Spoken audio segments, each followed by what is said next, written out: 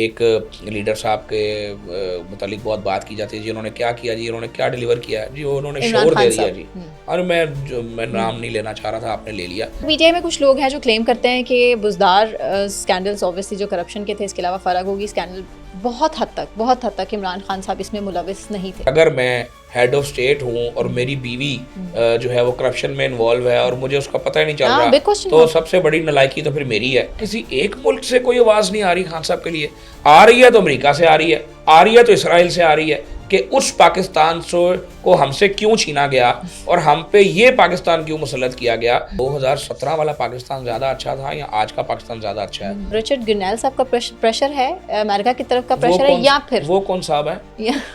تمام بڑے اسپتال جو لاہور میں آپ کو نظر آتے ہیں چاہے چھوٹے اسپتال ہیں تمام کے تمام اللہ کے فضل و کرم سے پی ایم ایل این کی گورنمنٹ نے جو ہے وہ بنائے ہیں. مریم نواز صاحبہ نے جن کو ابھی چیف منسٹر پنجاب بنے ہوئے چند ماہ کا عرصہ ہوا ہے انہوں نے جو شہر لاہور کو سب سے بڑا تحفہ دیا ہے وہ Nawaz Sharif cancer care hospital کا تحفہ ہے. بہت بڑے بڑے کینسر ہاسپٹلز جو پوری دنیا میں سے چندہ بندہ بھی اکٹھا کرتے ہیں اور آپ کو پتہ ہے کہ جن کی بڑی گونج ہے اور دھوم ہے وہ شاید 100-150 بیڈ کے ہاسپٹلز ہیں. 1000 بیڈ پر مشتمل ہاسپٹل ہوگا. نو ہاسپٹل ہو گیا جنا ہاسپٹل پتہ نہیں آپ نے وزٹ کیا وہاں پہ ایمرجنسیز کی صورتحال دیکھیں یوزلی لفٹ ہی نہیں چلتی. ہمارے سرکاری اسپتال سب سے پہلی بات تو یہ ہے کہ ان میں وہ لوگ جاتے ہیں کہ جو پرائیویٹ علاج افورڈ نہیں کرتے. ہم کسی کو علاج سے انکار نہیں کرتے اور ہمیں اگر ایک بیڈ پہ 4 پیشنٹ لٹا کر بھی علاج کرنا پڑے تو ہم ان کا علاج بہرحال ضرور کرتے ہیں.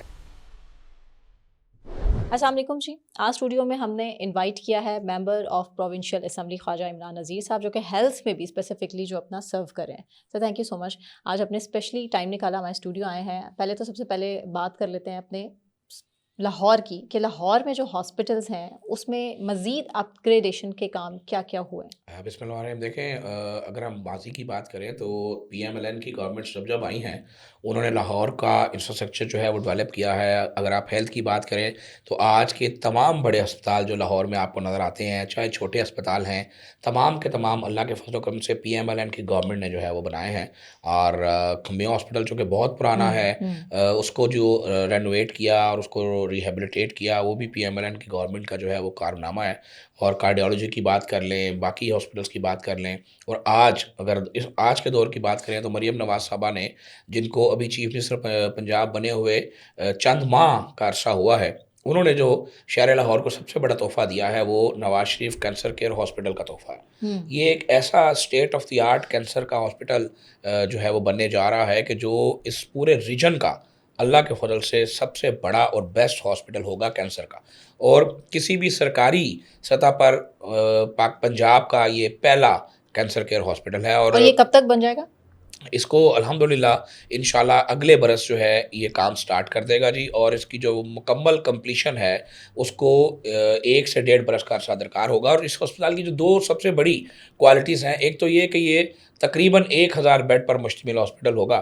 اور جو ہمارے بہت بڑے بڑے کینسر ہاسپٹلز جو پوری دنیا میں سے چندہ بندہ بھی اکٹھا کرتے ہیں اور آپ کو پتہ ہے کہ جن کی بڑی گونج ہے اور دھوم ہے وہ شاید 100-150 بیڈ کے ہاسپٹلز ہیں.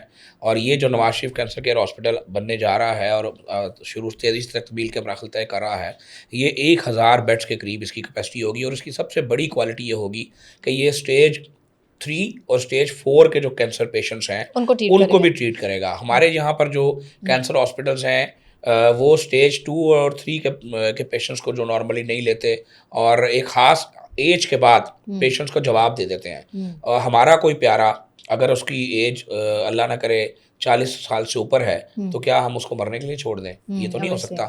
اور اس کے ساتھ ساتھ جو یہاں پر موجود ہاسپٹلس کام کر رہے ہیں جب وہ ایک ہوتا ہے کہ بعض دفعہ آپ کہتے ہیں جی ڈاکٹرز نے جواب دے دیا ہے تو ان کو کہہ دیا جاتا ہے جی اب آپ گھر جائیں اور اپنی زندگی کے آخری ایام جو ہے آپ انتظار کریں. اور اس وقت جو شدید تکلیف اور اذیت ہو رہی ہوتی ہے کینسر پیشنٹس کو ان کی اس اذیت کو کم کرنے کے لیے بھی مریم نواز صاحبہ نے ایک بہت بڑا بلاک جو ہے اس ہاسپٹل میں بنانے کا اعلان کیا ہے جو ان تمام پیشنٹس کو کہ جن کو جواب دے دیا جائے گا ان کی آخری وقت کی اذیت کو کم کرے گا ان کی پین مینجمنٹ کرے گا اور ان کا خیال کرے گا اور ان کو ٹریٹ کرنے کی کوشش کرے گا انشاءاللہ.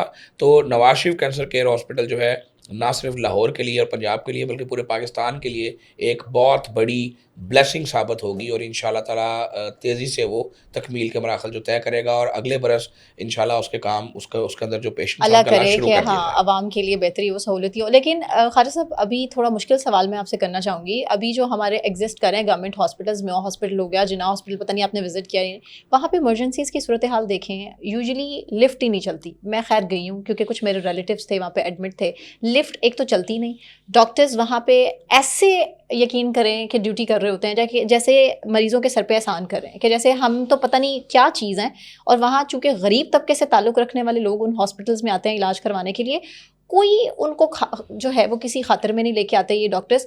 इस बात पे चेक एंड बैलेंस दो कौन चीज़ें रखेगा? अपने जहन में हमेशा रखें। एमएस हॉस्पिटल तो हमेशा गायब ही रहा है। नहीं, दो चीज़ें हमेशा अपने जहन में रखें। एक तो ये कि जो सरकारी अस्पताल हैं, सरकारी अस्पतालों की जो नाकामी जिसको हम डिस्कस करते हैं, वो एक वक्त के उनकी कामयाबी भी है। अब आप हैरान होंगी मैंने बात क्या की है। हाँ। देखें, हम जब आपस में बात करते हैं तो हम उन लोगों की बात करते हैं कि जो अल्लाह माफ़ करे जिनकी जान चले जाती है। मिसाल दे रहा हूँ, हमारे सरकारी अस्पताल, सबसे पहली बात तो ये है कि उनमें वो लोग जाते हैं कि जो प्राइवेट इलाज अफोर्ड नहीं करते, वो बेचारे मजबूरन सरकारी अस्पताल का रुख करते हैं। और सरकारी अस्पतालों का सबसे बड़ा अलमिया और प्रॉब्लम ये है कि उनका जो बजट होता है वो पर बेड के हिसाब से होता है, और उनके जो पेशेंट्स होते हैं, कोई भी सरकार के अस्पताल में हम किसी को इनकार नहीं कर सकते कि एक हम बेड पे आपका इलाज 4-4 नहीं करें, पेशेंट्स। ठीक है। और जब हम इसको एज अ नाकामी लेते हैं कि एक बेड पे 4 बच्चे थे, तो दूसरी सूरत में अगर हमें ये देखा जाए कि हम किसी को इलाज से इनकार नहीं करते और हमें अगर एक बेड पे 4 पेशेंट लिटाकर भी इलाज करना पड़े तो हम उनका इलाज बहरहाल ज़रूर करते हैं। इस बात को ज़रा अपने ज़हन में रखें। और उसके साथ साथ जो सबसे बुनियादी वजह है, मैं किसी डॉक्टर की रवैये की बात नहीं करता, क्योंकि ओवरऑल हमारी जो कौम है, कौम वैसे हम कोई नहीं है, मैं तो इस चीज़ के ऊपर बड़ा मेरा जो है वो फोकस है इस बात पे, और मेरा निचोड़ है कि हम कौम शौम कोई नहीं है। और बहरहाल एक जो हजूम है, हम उस हजूम का अभी माइंडसेट बन चुका है कि हम समझते हैं कि पिछले कई बरसों में, मैं लोगों से सवाल करता हूँ बाज़ दफ़ा कि आजकल आपको पता है बड़ा फैशन है, एक लीडर साहब के मुतालिक बहुत बात की जाती है, जी उन्होंने क्या किया, जी उन्होंने क्या डिलीवर किया, जी उन्होंने इमरान शोर दे खान दिया साहब। जी। और मैं नाम नहीं लेना चाह रहा था, आपने ले लिया। जी उन्होंने क्या किया, जी उन्होंने टगे की डेवलपमेंट नहीं की, एक ईंट नहीं लगाई पूरे मुल्क में, लेकिन उन्होंने सबसे बड़ा जो कारनामा किया जी, उन्होंने शऊर दे दिया। वो कहते हैं तो उन्होंने जब मैं सड़कें नहीं पूछता बनाई हूँ, लेकिन उन्होंने हाँ, आवाम जब को मैं शौर पूछता दे हूँ जी दिया। वो शऊर क्या है, तो शऊर ये है जनाब कि मैं सना के ऐवान का गिरेबान पकड़ लूँ और उससे पूछूं कि तुमने ये काम क्यों नहीं किया, तो ये बड़ा शऊर है। हालांकि अगर हम दीन इस्लाम की बात करें, हम रियासत मदीना की बात करें, और अगर हम अय्या का नाबुदो अय्या का नस्तईन का सही मानों में तर्जुमा करें और अगर इसकी तशरीह में जाएं, तो सबसे बड़ा जो इस्लाम ने हमें हुक्म दिया है और जो सबसे बड़ा शऊर हमें दिया है वो खुद एहतसाबी का शऊर है, वो अपने गिरेबान में झांकने का शऊर है। लेकिन वो अपने अकाउंटेबिलिटी तो वो है, अपने होनी आप को चाहिए। देखें, आप उसके खिलाफ हैं? मुझे नहीं, मैं हाँ। आप शायद मेरी बात समझ नहीं पाई। हाँ, हाँ। बजाय इससे कि मैं आपका गिरेबान पकड़ूं और आप मेरा गिरेबान पकड़ें, सबसे पहले हमें अपने गिरेबान में झांकना चाहिए और मिलके कुछ और करना ये चाहिए देखना फॉर द चाहिए कि क्या डेवलपमेंट मैं जिस ऑफ द हक के कंट्री। लिए बात कर रहा हूं, उस हक के से पहले जो मेरा फर्ज था, क्या मैंने वो अदा कर दिया?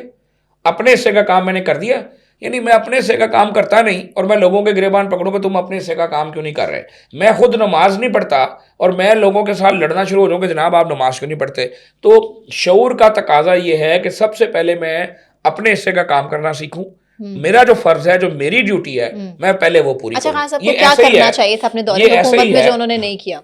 देखें, ये मैं पहले अपनी बात कंप्लीट कर लूँ। ये ऐसे ही है कि कुछ सरकारी मुलाजिम जो रोज़ाना सुबह से लेकर शाम तक रिश्वत लेते हो, रोज़ाना लोगों से पैसे लेते हो, वो ये बात करें कि जनाब फलां शख्स बड़ा करप्ट है और फलां शख्स बड़ा करप्ट है, तो उनको बुजदार गवर्नमेंट को आप उनको हाईलाइट कर उनको रहे जरूर हैं बात करनी करप्शन। उनको जरूर बात करनी चाहिए, लेकिन उससे पहले उनको अपने गिरेबान में झांक के अपनी करप्शन के ऊपर भी बात करनी चाहिए। फर्क होगी। तो मैं किसी की बात नहीं कर रहा हूं, मैं एज अ मुआशरा बात कर रहा हूं कि सारा दिन हम लोग जो काम करते हैं हम उसके ऊपर नहीं देखते, हम दूसरों को जो है वो तनकीद का निशाना बनाते हैं। अच्छा, पीटीआई में कुछ लोग हैं जो क्लेम करते हैं कि बुजदार स्कैंडल्स ऑब्वियसली जो करप्शन के थे, इसके अलावा फराग होगी स्कैंडल बहुत हद तक इमरान खान साहब इसमें मुलविस नहीं थे। ये पीटीआई के अपने लोग क्लेम देखिए, करते मैं हैं। तो इस बात की बहस में पढ़ता ही नहीं हूँ जी, कौन किस में मुलविस था नहीं था, बुशरा बीबी से कनेक्ट वो करते हैं ये सारे। नविश्ता दीवार है। और अगर मैं ہیڈ آف اسٹیٹ ہوں اور میری بیوی جو ہے وہ کرپشن میں انوالو ہے اور مجھے اس کا پتہ ہی نہیں چل ہاں رہا, بگ کوشچن تو سب سے بڑی نالائکی تو پھر میری ہے. اور یہ بات بالکل جھوٹ ہے. جو آج کے چیف آف آرمی اسٹاف ہیں, اس وقت یہ D G I S I تھے, ان کو D G I S I سے ہٹائی اس لیے گیا تھا کہ انہوں نے فرح گوگی جیسی معصوم بچی اور وہ پنکی پیرنی صاحبہ جیسی نیک وقار عورت جو ہے, ان کی کرپشن کی کہانیاں جو ہیں وہ عمران خان صاحب کو بتا دی تھیں. اور عمران خان صاحب نے بجائے اس سے کہ ان کی کرپشن کے اوپر کارروائی کرتے, انہوں نے D G I S I صاحب کو وہاں سے تبدیل کروا دیا تھا. تو میں اس سے زیادہ اس پہ کوئی بات نہیں کرتا, کیونکہ آج خان صاحب تکلیف میں ہیں, مناسب نہیں ہے کہ میں ان کے اوپر یہ باتیں کروں. میں یہ سمجھتا ہوں کہ جس شخص کا کول و فیل ایک نہیں ہے, میں اس کو بارہ لیڈر نہیں سمجھتا. لیڈر کا کول و فیل ایک ہونا چاہیے, اور لیڈر جو کہے اس کو اس پہ عمل کرنا چاہیے, نہ کہ لیڈر وہ ہو کہ جو کہے کہ جو ٹھیک ہے جی دفاع کرو, میں نے کہہ دیا تھا, اب خیر ہے میں یو ٹرن لے رہا ہوں. اچھا یہ پھر خیر پی ٹی آئی والے پھر لمبی بحث جاتی ہے, وہ پھر اس حوالے سے نواز شریف صاحب کے حوالے سے بھی اسی طرح بات کرتے ہیں کہ ان کے کال آف فیل میں بھی تضاد تھا. خیر ابھی اڈیالہ جیل سے بڑی خبر عمران خان صاحب کے حوالے سے یہ ہے کہ انہوں نے آپ کی گورنمنٹ کو سراہا ہے کہ معیشت کو دیوالیہ ہونے سے گورنمنٹ نے بچایا. کریڈٹ جاتا ہے, ہاں ترقی رکی ہوئی ہے, ترقی نہیں ہو پا رہی جیسے ہونی چاہیے تھی, ہاں لیکن دیوالیہ نہیں ہوئی. اگر آپ ترقی رکنے کی بات کرتے ہیں تو مجھے نہیں, کیسے اتنی فلیکسیبلٹی آ گئی کہ مذاکرات بھی کرنے کے لیے تیار ہیں حکومت سے. کہ میں اگر آج آپ سے یہ سوال کروں کہ 2017 والا پاکستان زیادہ اچھا تھا یا آج کا پاکستان زیادہ اچھا ہے, وہ 2017 والا پاکستان جس میں ہماری جی ڈی پی جو تھی وہ 6 کے قریب پہنچ گئی تھی, وہ 2017 کا پاکستان جو ایشین ٹائیگر بننے جا رہا تھا, اور وہ 2017 کا پاکستان جس میں آئی ایم ایف نام کی کوئی غلامی نہیں تھی, وہ 2017 کا پاکستان جس میں پیٹرول جو تھا وہ 65 روپے لیٹر تھا, جس میں ڈالر جو تھا وہ 100 روپے سے نیچے تھا, جس میں آٹا چینی دال چاول سستے ہوا کرتے تھے, جس میں روزانہ ہمارا غریب مزدور کسان کھانا کھا کے سوتا تھا. اور آج کا پاکستان جس پہ ڈالر جو ہے وہ 250 پہ ہے, آج کا پاکستان جس میں پیٹرول کہاں پہنچا ہوا ہے, آج کا پاکستان جو ہے اس میں بہت ساری چیزیں ایسی, آئی ایم ایف کی غلامی ہے, بہت سارے مسائل ہیں, تو یقیناً سب کا جواب ہوگا کہ وہ پاکستان اور وہ وقت اچھا تھا. اچھا وہ کہتے ہیں کہ کووڈ بہت بڑا چیلنج تھا اس ٹائم, وہ ترقی ہم سے کس نے چھینی؟ سب سے بڑا بنیادی سوال یہ ہے کہ اس پاکستان کو ہم سے کیوں چھینا گیا, اور ہم پہ یہ پاکستان کیوں مسلط کیا گیا. جو لوگ اس کے ذمہ دار ہیں, جو شخص اس کے اندر شامل ہے, ان سے یہ سوال ہونا چاہیے. ہم ان سے یہ سوال تو نہیں کرتے, لیکن اور بڑے سوال کرتے ہیں. تو میرا حال ہے کہ میں اپنے ان ساتھیوں سے کہ جو بار بار سوال کرتے ہیں اور سوال کرنے کو شعور سمجھتے ہیں, ان کے اس شعور سے یہ پوچھنا چاہوں گا کہ اچھا اڑتا پھلتا پھولتا پاکستان, اس پاکستان کو بنانے والے کو ہم نے چور چور کہہ کے تو اس کے ساتھ یہ سلوک کیا, اور جن لوگوں نے سوائے باتیں کی, سوائے باتیں کرنے کے لوگوں کو ٹرک کی بتی لگا کے پیچھے لگانے کے کچھ نہیں کیا, جنہوں نے نااہلی اور نکمے پن کی انتہا کر دی, جنہوں نے اس صوبے پر اپنے تجربے کیے, جنہوں نے اس ملک پر اپنے تجربے کیے, اور جنہوں نے ایک اینٹ اس ملک میں نہیں لگائی اور پاکستان کو پیچھے پھینک دیا, ان کو ہم جو بڑا مائلیج دیتے ہیں. تو اگر ہماری عقل کا اور شعور کا عالم یہ ہے تو ایسے شعور پہ بھی لعنت ہے اور ایسی عقل پہ بھی لعنت. اچھا نواز شریف صاحب کو جو ابھی سورسز ہمارے کلیم کر رہے ہیں کہ نواز شریف صاحب کو عمران خان صاحب بہت اچھے لگنے لگ گئے ہیں کچھ ہی دن سے, یہ رچرڈ گرنیل صاحب کا پریشر ہے, امریکہ کی طرف کا پریشر ہے, یا پھر وہ کون صاحب ہے؟ اچھا ہاں جیسے میرا خیال ہے کہ پاکستان الحمدللہ ایک آزاد اور خود مختار ملک ہے, اور وہ لوگ جن کو پاکستان میں حقیقی آزادی چاہیے, وہ لوگ جو ایبسولوٹلی نوٹ کا بہت پرچار کرتے ہیں, ان کو بارہ شرم سے ڈوبنا چاہیے کہ اگر ان کی امیدوں کا مرکز جو ہے وہ امریکہ ہے, اور اگر وہ آج اس بات پہ تالیاں بجاتے ہیں کہ امریکن فلانے بندے نے جناب خان صاحب کے حق میں بات کر دی, مجھے آج ان سے یہ سوال پوچھنا ہے کہ خان صاحب تو اسلامی ملکوں کے بہت بڑے لیڈر ہیں, اسلامی امہ کے بہت بڑے مایا ناز لیڈر ہیں, اتنے 56 57 58 جتنے بھی اسلامی ممالک ہیں, کیا کسی ایک ملک سے کوئی آواز نہیں آ رہی خان صاحب کے لیے؟ آ رہی ہے تو امریکہ سے آ رہی ہے تو اسرائیل سے آ رہی ہے, تو اس کی وجہ کیا ہے؟ آ رہی ہے تو انڈیا سے آ رہی ہے. اور یہ جو تمام لوگ جو خان صاحب میں بہت میں فریفتہ ہوئے جا رہے ہیں, ان کا ذرا بیک گراؤنڈ آپ بھی چیک کرا لیں کہ وہ جو تلسی صاحبہ ہیں ان کا بیک گراؤنڈ کیا ہے, یہ جو آپ نے جن مصوف کا نام لیا ان کا بیک گراؤنڈ کیا ہے. یہ سب لوگ یہ غزہ کے معصوم بچوں کی لاشوں پہ کیوں بات نہیں کرتے؟ یہ سب لوگ یوکرائن کے اندر ہونے والے ظلم پہ کیوں بات نہیں کرتے؟ یہ سب لوگ شام اور لیبیا کے اندر ہونے والے ظلم پہ کیوں بات نہیں کرتے؟ یہ تمام لوگ जहां जहां मुसलमानों की नस्ल कुशी की जा रही है उस पे क्यों नहीं बात करते? तो हमारा इनको बैलिस्टिक मिसाइल प्रोग्राम इनको नजर आता है ना इनको हमें। इनको सिर्फ और सिर्फ पाकिस्तान का मिसाइल प्रोग्राम ही क्यों नजर आता है? इनको सिर्फ सिर्फ खान साहब और उनके दोस्तों के साथ होने वाली ज्यादतियां क्यों नजर आती हैं? तो जो लोग हकीकी आज़ादी की बात करते हैं, जो एब्सोल्युटली नॉट गाड़ियों के पीछे लेके के फिरते हैं, अगर उनके अंदर कोई अकल समझ शऊर बाकी है, जो बज़ाहिर लगता तो नहीं है कि बाकी है, और अगर बाकी है तो ज़रा अपने अकल और शऊर को इस्तेमाल करें और इस सवाल का जवाब तलाश करें। लेकिन हमारे पास गवर्नमेंट के पास क्या कोई और ऑप्शन रहेगा बाकी? अल्हम्दुलिल्लाह पाकिस्तान ये अपने अपना रास्ता जो है वो बिल्कुल लेगा। पाकिस्तान ने तब भी, मियाँ नवाज शरीफ साहब प्राइम मिनिस्टर थे और क्लिंटन साहब ने, ये तो आज आप एक बच्चे बचुंगड़े की बात कर रहे हैं ना, एक छोटे से वो क्या वो एलची वेलची जो भी हैं, उस रिचर्ड। वक्त आपको शायद अगर याद होगा, आपको आप छोटी है आपको कहाँ याद होगा, इसी तरह बाकी जो हमारी आज की नौजवान नस्ल है इनको भी याद नहीं है कि एब्सोल्युटली नॉट एक लीडर ने बिल्कुल कहा था और करके दिखाया था। उस लीडर का नाम मियां मोहम्मद नवाज शरीफ है, जिसने 28 में सदर क्लिंटन के 5 टेलीफोन कॉल्स को मुस्तरद किया था और एटॉमिक धमाके 5 कॉलों के जवाब में 6 एटमी धमाके करके पाकिस्तान का लेकिन नाम शाहिद हुसैन साहब ने भी बुलंद कुछ किया क्लेम था। किया था उस हवाले से कि वो डील हो सकता था कि क्लिंटन के मशाद साथ हुसैन हो साहब के जाती। बारे में मैं कोई बात नहीं करना वो तो कहते चाहता। थे एक कॉल आएगी तो हाँ करना पड़ेगा मशाद खान को। हुसैन साहब बड़े आदमी हैं, उनका पता चलता कोई नहीं कि वो कभी किधर होते हैं कभी किधर होते हैं, तो बहुत बड़े आदमी हैं। मैं बड़ा छोटा आदमी उनके मुकाबले में, तो मैं इतने बड़े आदमी के मुतालिक बात नहीं करना चाहता, लेकिन कौम को सब पता है कि कौन कितना बड़ा आदमी है। चलिए ठीक है, thank you so much Kiara साहब, थैंक यू सो मच आपके टाइम के लिए। नाज़रीन इसी के साथ इजाज़त दीजिए, अपना ख्याल रखिए, अल्लाह हाफ़िज़।